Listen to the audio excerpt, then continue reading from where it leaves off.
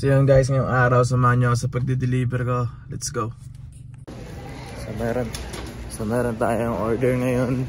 2 miles lang pag-grocery natin siya. Hatik mga 10 items lang to. Tara.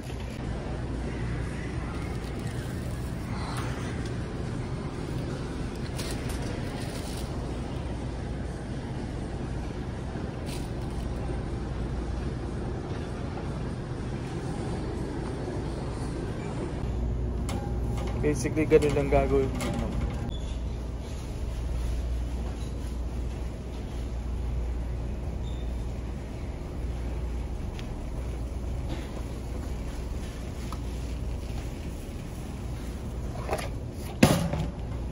Basically, ganun lang gagawin mo na. Titignan mo yung item, sasabihin sa'yo kung saan nakalocate, tapos i-scan mo lang. Tulad na to.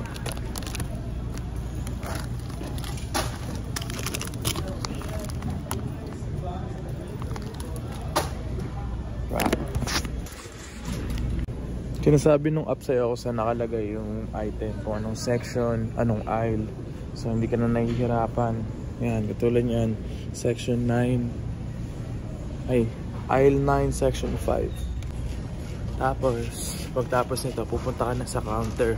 Yung mga self-checkout dito, meron silang QR code. So i-scan mo lang yung QR code na yun. Tapos may pupunta sa yung associate na nagbabantay sa self-counter. Check nila yung mga item mo kung wala ka bang ninakaw.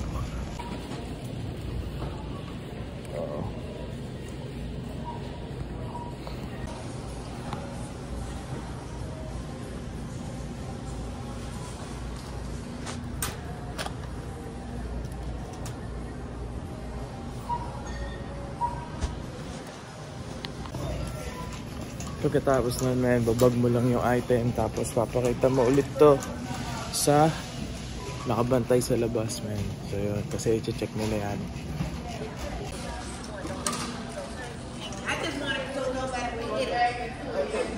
Thank you. Tapos yan, man, load mo na siya sa kotse mo.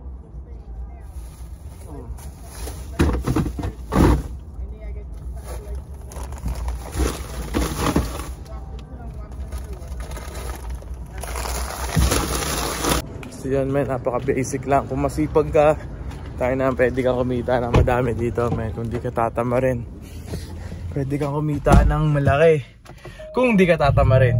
Pagtapos nun, pagka na-check na nila, may nakalagay doon na I left the store.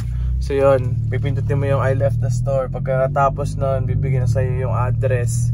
Tapos yun, on the way ka na sa pag-deliver. Tapos pagkatapos nyan, dahil hindi naman siya pick up, dahil ano siya, tag dito, dahil grocery siya, ikaw ang nag-grocery sa kanya, i-confirm mo lang yan, tapos lalagay mo na, din drop off mo, pipicturean mo, yan. Oh, mangga si kuya atay. Pare, yung security guard dun sa Walmart, nagpapagas. Tapos yun, nagsusot din ako ng vest para ma-determine na nagdi-deliver tayo. Kasi pag wala kang vest, parang nakadamit pang labas ka lang. Tapos sabihin nila, sino tong nasa parking ano ko? Sino tong nasa driveway ko? No? Sino tong nasa bahay ko? So, hindi mo alam. So, kaya kailangan nagbe-vest. So, nagbe-vest ako. Yan, yung pan-delivery na vest para alam nila, no? Para, ano to? Nagtatrabaho to. Ganyan. So yun, currently ito yung ginagawa kong hassle ngayon, kasi nag-apply ako ng dialysis. Kasi dati nag-dialysis technician na ako. Yun yung mga nagtitreat sa mga sa dialysis, yung mga sa kidney failure. Yun yung trabaho ko dati, nagtitreat ako ng ganon. Yun yung work ko dati. Tapos nag-quit ako doon. Pagkatapos nun, nag-cook ako, line cook sa isang Italian restaurant. 3 taon ako doon, halos 3 taon din. Pagkatapos nun, umalis na ako doon.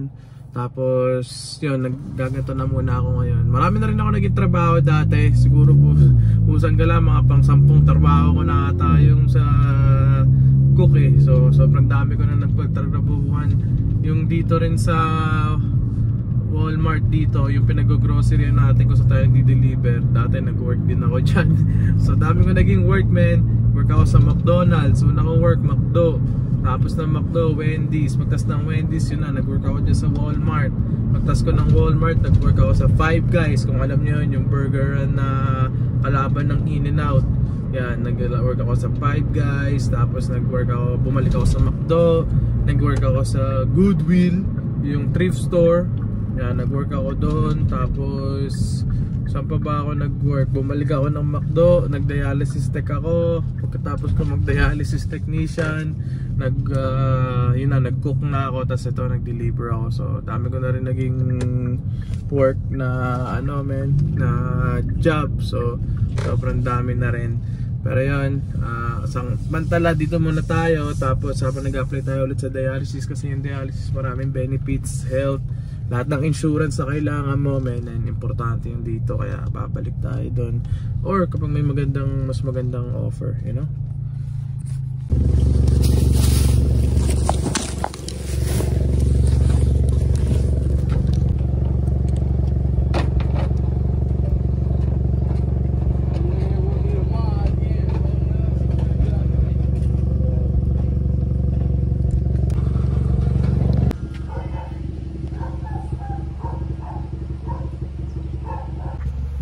Guys, tamang deliver na naman tayo ngayong araw.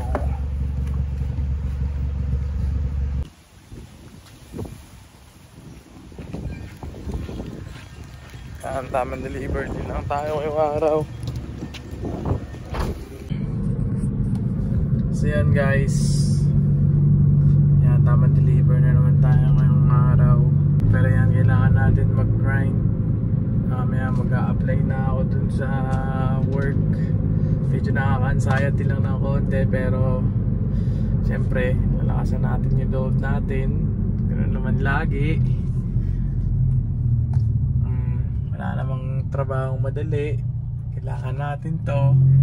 At yun, para maging stable tayo, mas marami tayong magawang vlog, mas marami tayong magawang content, mas lalo tayo makapag-travel. Kasi pag nag-work ako dito, of course full-time job na to, you know, stable job. So makakapag-work na tayo ng may stable job tayo, hindi tayo naghahanap lagi ng work.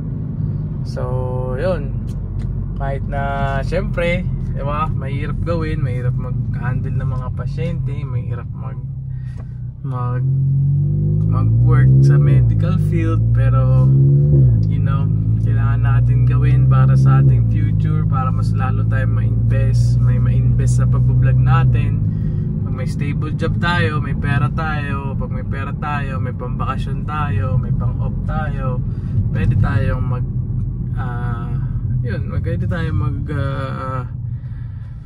maggala-gala at makapag-vlog pa ng mas marami, no? So yun na lang yung iniisip ko, kahit na minsan nakaka-anxiety talaga, pero kailangan natin gawin yan. Pero hindi ka na, mag-deliver muna tayo. Pero pag nakapagpasok na ako sa full-time job ko dito, magdi-deliver pa rin tayo para meron pa rin tayong pera, no? Para marami pa rin tayong money, para yung kunyari yung kikitain ko sa pang-deliver, pwede na pang grocery, pambayad, or pang-ipon sa PS5. Pero yun lang naman, magdi-deliver pa rin ako. Yun ang maganda kapag meron kang isa pang side hustle. At least hindi mo na nagagalaw yung pera mo na nag-work ka, diba? Para sa mga gusto mong bilhin. At least yung kunyari nag-work ka ng full time mo, yung pang full time mo, meron ka ng pambayad ng mga bills mo. So yung side hustle ko na pagdi-deliver, extra income na yun, kumbaga. So yun ang plano natin gawin. At the same time magbablog din tayo. So yun lang. Halika na, mag-deliver muna tayo. So yun, may isa na naman tayong order. May isa na naman tayong order, guys. Yan. Ngayong araw is araw ng Biyernes ngayon, no? Pero feeling ko parang hindi Biyernes eh. Parang parang Tuesday or Wednesday pero ayun, tamang deliver din lang tayo ngayong araw. Late na ako nag-start, so nag-deliver ako kanina umaga, isa lang. Tapos ano pa lang ako yung kanina, tapos ito pangatlo ko na to. So usually tinatry ko at least maging mga 5 or 6 para makabuo tayo ng 100, no? So yun, siguro mag-grind ako ngayong araw. Feeling ko gusto ko mag-delivery hanggang kaya ko ngayong araw, no? So hanggat sa makakuha tayo ng mas malaki sa 100, kasi usually kumakota na ako ng $100, $120. So try natin na mas malaki ngayon. So tatry ko kung hanggang anong oras ko kaya mag-deliver, no? So tara. Tayo. Saan lang natin to.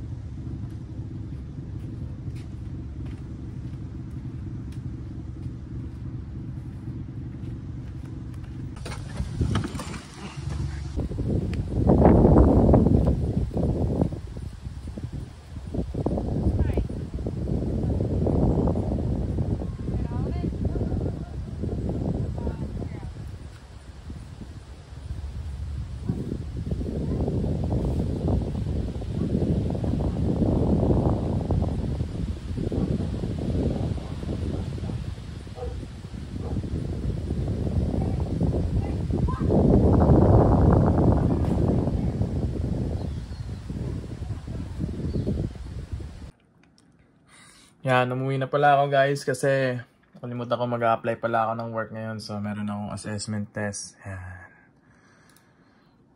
Yan. Tara.